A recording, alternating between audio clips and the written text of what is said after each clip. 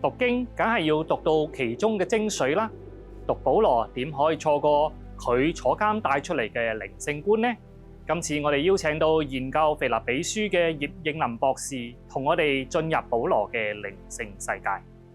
你有冇諗過，保羅係點解可以喺監獄裏邊，喺死亡嘅邊緣去到見證上帝嘅美意，仲可以鼓勵信徒常常喺苦中喜樂？罪神罪人之爭，腓立比信徒嘅身份塑造與靈性追尋，將會帶你進入一個嶄新嘅釋經視野，從敘事神學嘅角度探索保羅係點樣藉着基督同埋舊約嘅故事改寫以色列人嘅信仰傳統，為腓立比信徒以至往後嘅我哋提供一個為別人得福音嘅好處而甘願受苦嘅故事劇本。